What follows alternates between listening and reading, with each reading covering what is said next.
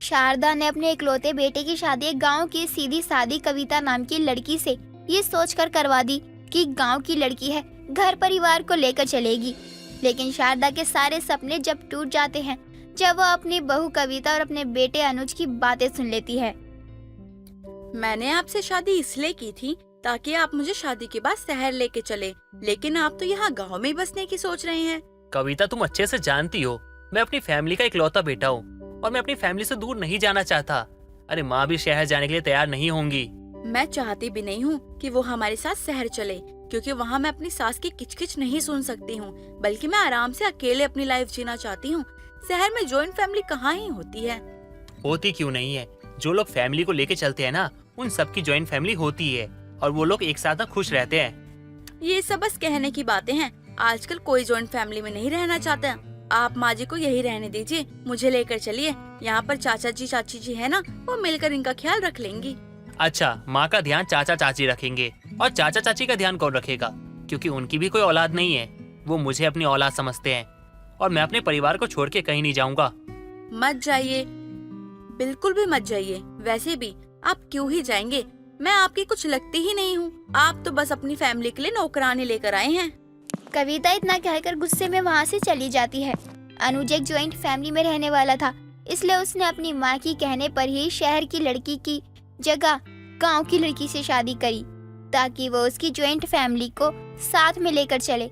लेकिन कविता joint family में रहना नहीं चाहती थी, इसलिए वो हमेशा अनुज को अपनी ज्वाइंट फैमिली छोड़कर शहर जाने को बोलती रहती थी, जिसके चलते दोनों के बीच में हमेशा बहस होती रहती थी। एक दिन अनुज सुबह सुबह कविता के लिए गुलाब लेकर उसके पास आता है। Happy birthday my wife. ये गुलाब दूसरे गुलाब के लिए। सिर्फ ही गुलाब देने से काम नहीं चलेगा, आपको मुझे गिफ्ट देना पड़ेगा। ठीक है, बोलो तुम्हें क्या गिफ्ट चाहिए? तुम जो बोलोगी वो मैं तुम्हें दूंगा। ठीक है, फिर आप मुझे इस जॉइंट फैमिली से दूर लेके चलिए, वो भी शहर में। देखो, मैं तुमसे कितनी बार कह चुका हूँ कि मैं अपनी फैमिली को छोड़ के कहीं नहीं जाऊंगा। इससे छोड़कर ना तुम्हें गिफ्ट जो चाहिए ना तुम बता दो, मैं तुम्हें दे दूंगा। मुझे गिफ्ट के बदले शहर में जाना है। अगर आप मुझे ये गिफ्ट नहीं दे सकते तो ठीक है, मुझे आपसे गिफ्ट चाहिए ही नहीं। रखिए गुलाब आप अपने पास ही। कविता अनुज के लाए हुए गुलाब को उसके ऊपर फेंक कर वहाँ से चली जाती है। उनके कमरे से बाहर खड़ी होकर शारदा सब कुछ सुन रही होती है, जिसे सुनकर उसे बहुत बुरा लगता है और अपनी बहू के जाने के बाद वो अपने बेटे के पास आती है। बेटा, ये बहू को हो क्या गया है? वो आज के दिन भी गुस्सा क्यों कर रही है? मैं तो उससे जन्मदिन की मुबारक देने आई थी, लेकिन फिर देखा तुम दोनों आपस में बहस कर रहे हो। मैं रुक गई फिर। अरे कुछ नहीं माँ, आपकी बहू है ना, उसका दिमाग थोड़ा खराब हो चुका है। पहले घुटनों में था, अब तलवे में आ गया है। कुछ दिनों में ठीक हो जाएगी खुद ही। बहू क्या चाहती है बेटा? उसे किस बात की नाराजगी है? अगर मैंने माँ को बता दिया कि वो हमारी ज्वाइंट फैमिली को तोड़ना चाहती है और शहर जाके रहना चाहती है, माँ को कितना बुरा लगेगा। मेरा चुप रहना ही ठीक होगा।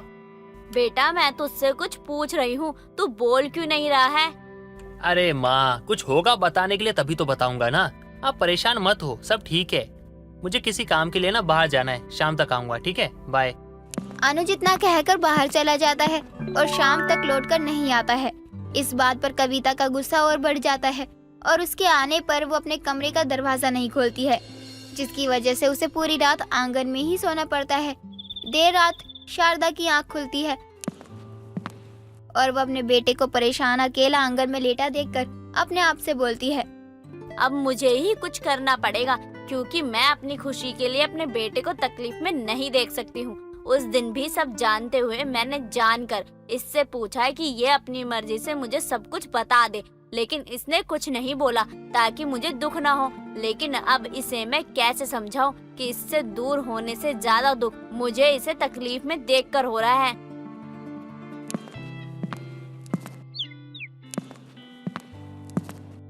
बहू, चाय वाय तो सब ठीक है, लेकिन मुझे तुझसे कुछ बात करनी है और तू मुझसे वादा कर कि तू सच बोलेगी।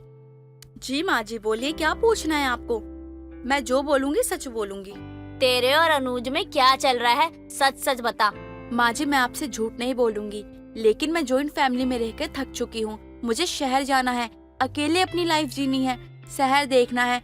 वहाँ पर मेरी एक खास सहेली रहती है, वो मुझे कब से बुला रही है, लेकिन ये है कि जाने को तैयार ही नहीं है। तू वहाँ जाएगी तो खुश हो जाएगी ना? हाँ माँ जी, मैं बहुत खुश हो जाऊंगी। क्या आप हमें जाने की इजाजत देंगी? बिल्कुल दे दूंगी, क्योंकि जिसमें बच्चों की खुशी होती है उसमें माँ बाप की ही खुशी होती है। दिन पर दिन अपनी बहू और बेटे के बिगड़े हुए रिश्ते को देखते हुए शारदा अनुज को शहर जाने के लिए मना लेती है और कुछ दिनों बाद ना चाहते हुए भी अनुज कविता को लेकर शहर चला जाता है और एक छोटा सा कमरा किराए पर लेकर वहीं रहने लगता है। साथ ही अपनी पूरी जॉब भी करने लगता है। दिन बीतते हैं, तभी एक दिन कविता अपनी दोस्त मीता के घर आती है, जहाँ बहुत सारे लोग होते हैं, जिन्हें देखकर वो धीरे से मीता से बोलती है, ये तेरे घर में कौन सी बारात आई है? कितने सारे लोग हैं तेरे घर में? ऐसे मत बोलो यार, ये सारी मेरी ही फैमिली है। एक्चुअल में मेरे पति ज्वाइंट फैमिली में रहते हैं ना। लेकिन तू तो बोल रही थी कि तुझे जॉइंट फैमिली बिल्कुल पसंद नहीं है और तू हमेशा अपने पति के साथ अकेले ही रहेगी।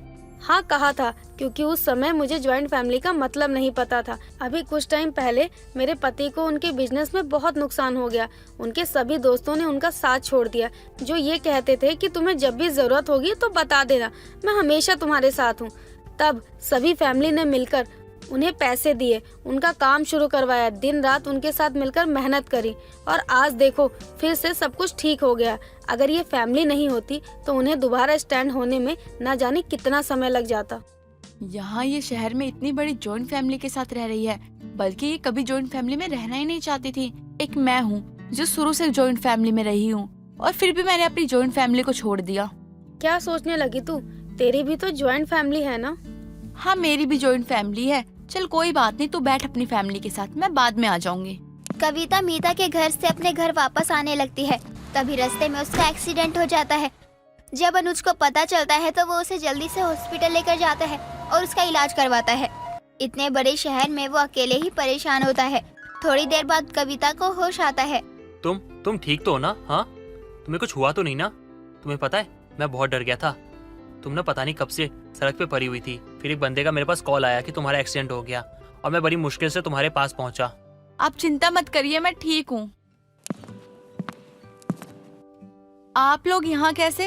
इन सभी को फोन करके मैंने बताया था कि तुम्हारा एक्सीडेंट हो गया है और ये सभी लोग तुमसे मिलने आए हैं। बहू तू चिंता मत कर, हम सिर्फ मिलने के लिए आए हैं, चले जाएंगे। माँ जी ऐसा मत बोलिए, मैं अपने किए पे पहले ही बहुत शर्मिंदा हूँ। एक बहू एक घर को जोड़ सकती है, लेकिन मैंने आते ही आपके परिवार को तोड़ दिया। मुझसे बहुत बड़ी गलती हो गई है, मैं बहुत बुरी बहू हूँ, मुझे माफ कर दीजिए। कोई बात नहीं बहू, तू उस बात को लेकर ज्यादा मत सोच, ना ही दिल पर लगा। नहीं माँ जी, मुझे समझ में आ गया है कि जॉइंट फैमिली अगर साथ देने वाली हो, प्यार करने वाली हो, तो उनके साथ रहने में कोई बुराई नहीं है, क्योंकि आज के टाइम में जल्दी जॉइंट फैमिली देखने को नहीं मिलती है। लगता है मेरी गांव की बहू को शहर में कोई जॉइंट फैमिली देखने को मिल गई है, तभी तू ये बोल रही है। अपनी सास की बात सुनकर कविता मुस्कुराने लगती है और अपने सर से जॉइंट फैमिली से दूर रहने का भूत उतार कर अपनी जॉइंट फैमिली के साथ खुशी खुशी रहने लगती है। सरला ने अपनी दोनों बेटों की शादी एक ही घर में की थी, लेकिन सरला की एक बहू गोरी थी तो दूसरी काली थी और दोनों बहनों को देखकर ऐसा लगता ही नहीं था कि दोनों सगी बहनें हैं। एक रोज सरला हॉल में बैठी होती है कि तभी सरला की बड़ी बहू मधु का आना होता है। अरे ये तेरी बड़ी बहू ही है ना सरला? हाँ वो वाली बहू है जो काली है, लेकिन इसने घूंघट क्यों कर रखा है? तेरी छोटी बहू तो अभी यहीं से गई है, उसने तो घूंघट नहीं कर रखा।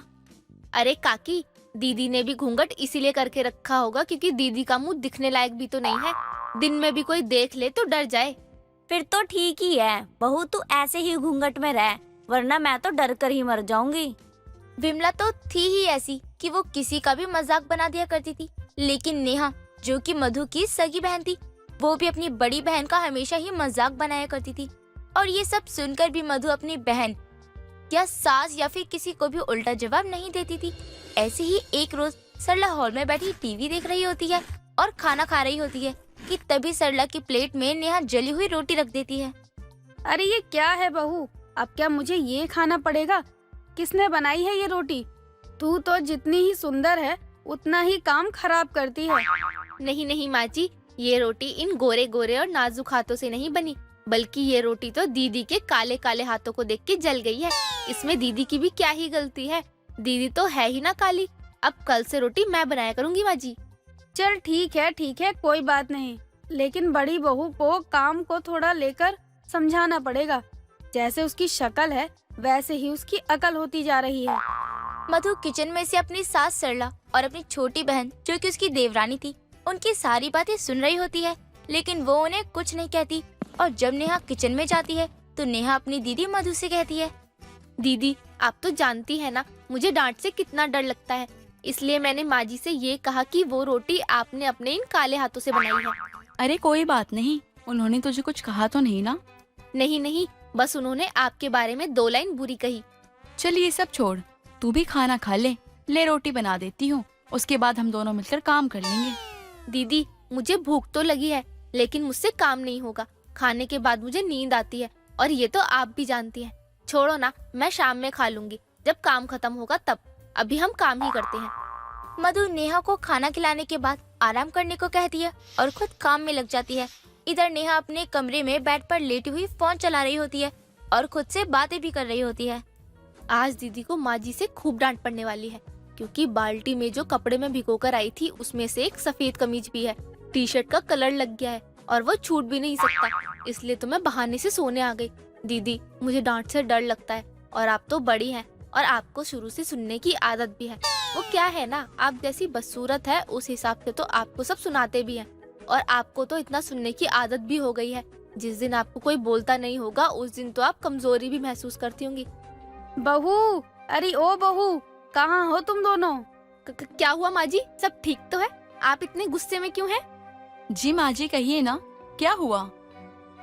ये कमीज आपके हाथ में क्या कर रही है? ये तो छत पर थी ना? ये मेरे हाथों में इसलिए है क्योंकि इसका हाल देखो, ये किसने किया है? तुम दोनों में से सच सच बताओ। अगर किसी ने झूठ बोला तो आज उसकी खैर नहीं है। मैं तो आज अपने कमरे से नहीं निकली हूँ और आज तो दीदी ने सारा काम किया है। तो बड़ी बहू ये तेरा किया हुआ है, अब तू भूत बन के क्यों खड़ी है? बोलती क्यों नहीं है कि किसने किया है? वो माँ जी, ये मैंने ही धोया है, लेकिन कैसे लग गया पता नहीं चला। बल्कि उस कपड़े की बाल्टी में तो काले रंग के कोई कपड़ा ही नहीं था। अब तू मुझे ये बता कि ये क्या किसी ने जानबूझकर किया है? तू कहीं ये तो नहीं कहना चाहती कि ये सब मैंने किया है? या तू अपनी सगी बहन पर शक कर रही है? माना कि विमला कमीनी है, लेकिन वो अगर आती तो मुझे दिखाई भी तो देती ना। आज वो आई ही नहीं है। फिर हो सकता है कि मुझसे गलती हो गई होगी। माँ जी, मैंने सच में नहीं देखा। ये कैसे लगा?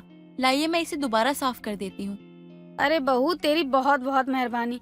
सच कहूँ तो भैंस की बुद्धि है तेरी, बिल्कुल भी अकल नहीं है। दीदी ये आपने क्या किया?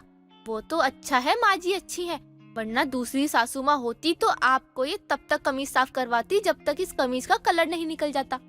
वैसे छोटी बहू, तूने आइडिया तो अच्छा दिया है। चल बड़ी बहू, अब तू इसे जब तक रगड़ती रहे जब तक इसका कलर नहीं हटता, चाहे तुझे 2 घंटे लगे या 4 घंटे लगे। लेकिन माँ जी, ये शायद ही छूटे, और आप भी जानती हो कि ये नहीं हो सकता। हो ना हो, लेकिन तेरी भैंस बुद्धि को ठिकाने तो लगाना ही पड़ेगा। मधु दिल की बहुत अच्छी थी, लेकिन वो अपनी रंग रूप की वजह से हर किसी के आगे बुरी बन जाती थी। इतना अच्छा दिल रखने के बाद भी। ऐसे ही अब घंटों कमीज को रगड़ने के बाद भी जब वो कलर कमीज से नहीं हटता तो सरला अपनी बड़ी बहू को खूब खरी खोटी सुनाती है, और वहीं दूसरी तरफ नेहा को ये सब देखकर मजा आ रहा होता है। पिताजी ने आज तक मुझे कभी प्यार नहीं किया, बल्कि घर में कोई ऐसा भी नहीं था जो मुझसे प्यार करे। और पिताजी तो दीदी को ये भी कहते थे कि उनकी बेटी का दिल सोने का है और मेरा रंग गोरा लेकिन मन काला। लेकिन किस्मत ने भी क्या खेल खेला और हम दोनों एक जगह आ गए। अब मैं दीदी से मुझसे पिताजी का प्यार छीनने और मुझे उनसे दूर करने का बदला जरूर लूंगी। मधु को भी नेहा की हरकत समझ आ रही थी, लेकिन वो अपनी बहन को बदनाम नहीं करना चाहती थी। एक रोज मधु को उल्टियाँ होती है और पता चलता है कि मधु माँ बनने वाली है, लेकिन इसके कुछ दिनों बाद नेहा भी माँ बनने की खुशखबरी देती है। अरे सरला, क्या बात है? तेरी दोनों बहुएं जिस तरह तेरे घर में साथ आई है, उसी तरह दोनों एक साथ ही तेरे दादी बनाने की खुशखबरी लाई है। हाँ विमला, मैं तो बहुत खुश हूँ। मैं एक साथ अपने पोता पोती को देखूंगी। हाँ सरला, मुझे भी सुनकर अच्छा लगा, लेकिन बस तेरी काली बहू को तू केसर खिलाती रहे। मैं लिख कर दे रही हूँ, उसे गोरा बच्चा होगा। अरे नहीं नहीं, बच्चे तो माँ बाप पर ही जाते हैं, केसर खिलाने का क्या फायदा? पैसे तो बर्बाद ही होने हैं। ऐसे ही समय बीत रहा होता है और सरला को अपने पोते पोती के आने की बहुत खुशी बढ़ती ही जाती है। लेकिन एक रोज नेहा सीढ़ियों से गिर जाती है और पता चलता है कि वो कभी माँ नहीं बन पाएगी। ये सुनकर सरला टूट जाती है और घर में मातम पसर जाता है। हर कोई उदास रहता है, कोई खाना पीना नहीं खा रहा होता है ढंग से। लेकिन कुछ ही दिनों बाद मधु एक नन्ही सी 2 बच्चों को जन्म देती है और ये देख सरला की आंखें भर आती है। लेकिन मधु भी एक बच्चे को अपनी सास को देते हुए कहती है, माँ जी देखो ना, मेरे बच्चे मुझ पर नहीं गए, कितने सुंदर लग रहे हैं ये। और ये लीजिए माँ जी, इस नन्ही सी जान को आप नेहा को दे दीजिए। आज से ये बेटा नेहा का। क्या तू अपना बेटा अपनी बहन को दे रही है और बेटी खुद रख रही है? हाँ माँ जी, वो क्या है ना, नेहा इसे अपनापन देगी और इसकी जिंदगी में जितनी उदासी है ना, वो अब चली जाएगी। बहू, अब तक मैंने तुझे तेरे काले रंग पर ना जाने क्या क्या कहा। तू सच में दिल की बहुत साफ है। दीदी, आपने इतना बड़ा फैसला लिया मेरे लिए, मुझे माफ कर दो दीदी।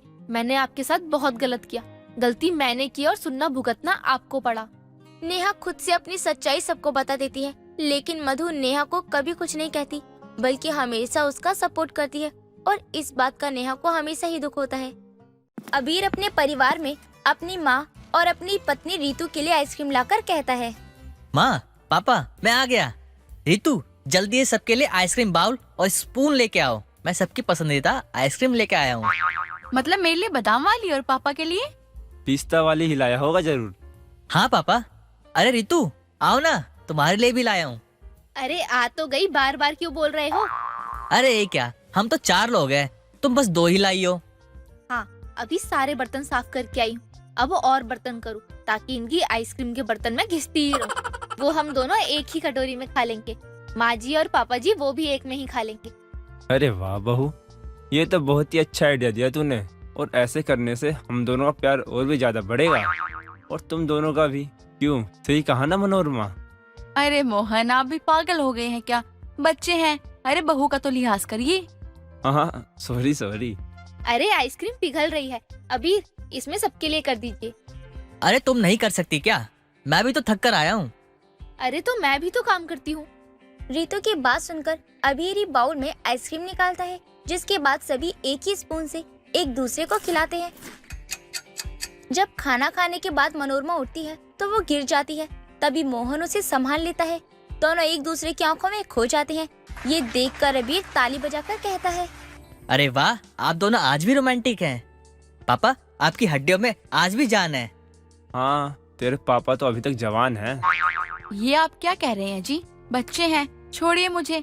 चलो जाओ, अब सो जाओ, रात हो गई है।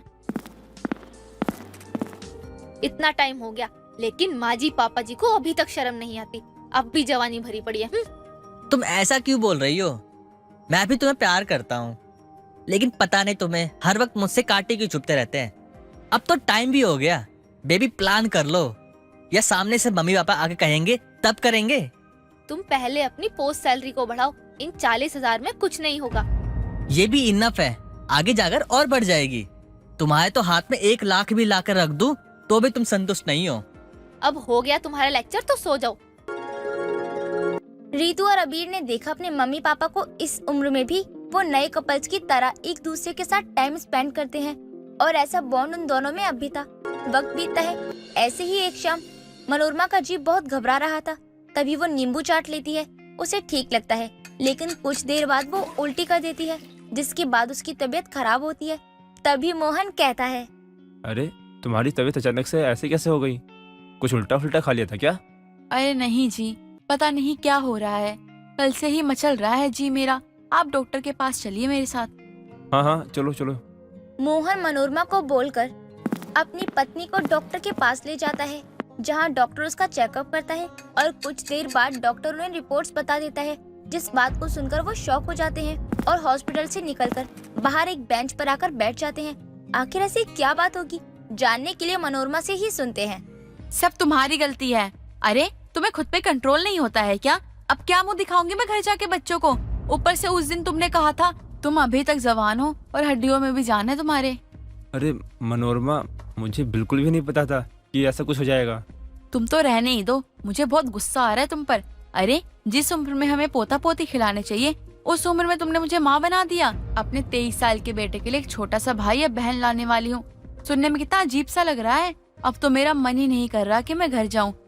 मोहन, हमें ये बच्चा नहीं चाहिए। इससे तो अच्छा मैं पागल हो क्या मनोरमा? मानता हूँ गलती हो गई मुझसे, लेकिन भूलकर भी ऐसा दोबारा मत सोचना। डॉक्टर ने कहा है कि तुम बच्चा अबॉर्ट नहीं कर सकती, इससे तुम्हारी जान का भी खतरा हो सकता है। अजी तो मैं क्या बोलूं, सब क्या सोचेंगे कि 50 की उम्र में दादी बनने की जगह माँ बन रही हूँ फिर से। सब मोहल्ले की औरतें मेरा मजाक उड़ाएंगी और ये कहेंगी कि देखो उसकी सास 50 की उम्र में भी गर्भवती हो गई। कोई बात नहीं, तुम इस हालत में टेंशन मत लो। हम घर चल रहे हैं ना, तो हम बता देंगे बच्चों को। ये बोलकर मोहन मनोरमा को थोड़ा सहारा देकर शांत करवाता है, उसे समझाता है और घर जाकर जब अबीर पूछता है तो मोहन और मनोरमा दोनों सबको सब कुछ बता देते हैं, जिसको सुनकर अबीर और रितु शौक में आ जाते हैं और कहते हैं, क्या माँ जी, आपका दिमाग तो ठीक है, ये आप क्या कह रही हैं? अरे मैंने आपको नन्ना मुन्ना लाकर नहीं दिया तो आप खुद करने के लिए निकल गई। अरे माँ जी, आसपास के लोग क्या बोलेंगे ये तो सोचिए। पापा, आपने ऐसा क्यों किया? देख बेटा, तू वैसे गुस्सा मत कर, अपनी माँ की हालत को भी समझ। और हमने ये जानबूझकर नहीं किया, बस गलती से हो गया। और तुझे बता दिया है, ये नन्हा मेहमान हमें लाना ही होगा। वाह, अब और खर्चा बढ़ गया तुम्हारे सर पर। माँ जी को मेरा ख्याल रखने की जगह मुझे उनका गर्भवती वाला ख्याल रखना पड़ेगा। बस रितु, बहुत हो गया, अब तुम और नहीं बोलोगी। अब जो है सो है, मेरी माँ का ख्याल तुम्हें ही रखना होगा। अब कोई ताना नहीं दोगे किसी को। भूलो मत, माँ की तबीयत अभी सही नहीं है। जाओ, उनके लिए बादाम वाला दूध लेके आओ। जा रही हूँ। थैंक यू बेटा। कोई बात नहीं पापा, मैं आप दोनों के साथ हूँ। ऐसे ही 4 महीने बीत जाते हैं। सोफे पर बैठी मनोरमा रितु को आवाज लगाकर कहती है, रितु, अरे ओ रितु बहू, इसके पापा जी हमारे बच्चे की ताकत के लिए और स्वास्थ्य के लिए देकर गए हैं। अरे बहू, ला दे दे। बहू के समय ये बच्चा पैदा कर रही है। मैं आधी कटोरी काजू बादाम ले लेती हूँ और इनको 7-8 काजू बादाम दे देती हूँ, ये ठीक रहेगा। रितु अपनी सास को वो काजू बादाम जाकर देती है, जिसे देखकर मनोरमा आपत्ति जताते हुए कहती है, बहू, तेरे पापा जी इतने ही देकर गए थे क्या? इतने से क्या होगा? माँ जी, खा लीजिए, यही बहुत है आपके लिए। बाकी के काजू बादाम आपको हलवे में डालकर खिला दूँ। जरूर इसने अपने लिए बचा लिए होंगे। काजू जाकर छुपा देगी और बाद में फिर बैठ के खाएगी। ला, यही दे दे। और सुन बहू, शाम को पालक की सब्जी बना दियो, जो बच्चे के स्वास्थ्य के लिए अच्छा होता है। नहीं माँ जी, आज मुझे शाही पनीर खानी है, मैं वही बनाऊंगी। आपके लिए कल बना दूंगी मैं वो। ठीक है, बना ले। अपनी बहू की कंजूसी सहते सहते उसे 9 महीने पूरे हो जाते हैं। अचानक से मनोरमा को लेबर पेन शुरू हो जाता है। बहू, बेटा, अपने पापा को बोल डॉक्टर को फोन कर दे, हॉस्पिटल जाना है जल्दी। अरे माँ जी, आप टेंशन मत लो, आप तो पहले के जमाने में दाई माँ से करवाती थी ना। मैंने 3 दाई माँ को बुला लिया है आपकी डिलीवरी के लिए, आप फिक्र मत कीजिए। हमारा हॉस्पिटल जाने का खर्चा भी बच जाएगा। क्या 1-2 लाख खर्च करना। बहू, तू पागल हो गई है क्या? ये पहले होता था, कहीं मेरे बच्चे को कुछ हो गया तो मैं क्या ही करूँगी, मुझे हॉस्पिटल जाना है। रितु अपनी सास की एक नहीं सुनती और दाई माँ को बुलाकर जैसे ही कमरा बंद करती है तो उसका बेटा अबीर आ जाता है और ये देखकर कहता है, रितु, ये क्या बदतमीजी है? माँ के साथ तुम ऐसा कैसे कर सकती हो? माँ की हालत दाई माँ से करवाने वाली नहीं है। ऐसे में उनको अस्पताल ले जाने की जरूरत है। मुझे तुमसे ऐसी उम्मीद नहीं थी। इतना कंजूसपना, छी। और आप सब जाइए यहाँ से, मैं माँ को हॉस्पिटल लेके जा रहा हूँ। मयंक बेटा, जल्दी चल, बहुत दर्द हो रहा है। हाँ माँ, मैं आपको हॉस्पिटल लेकर जाऊंगा, फिक्र मत करो। ये बोलकर अबीर तुरंत अपनी माँ को हॉस्पिटल लेकर जाता है। डॉक्टर उसे एडमिट कर लेते हैं और मोहन भी आ जाता है। वार्ड के बाहर अबीर रितु को बहुत सुनाता है उसकी कंजूसी की वजह से। तभी रितु बेहोश हो जाती है, जहाँ डॉक्टर उसका चेकअप करके बताता है कि वो माँ बनने वाली है।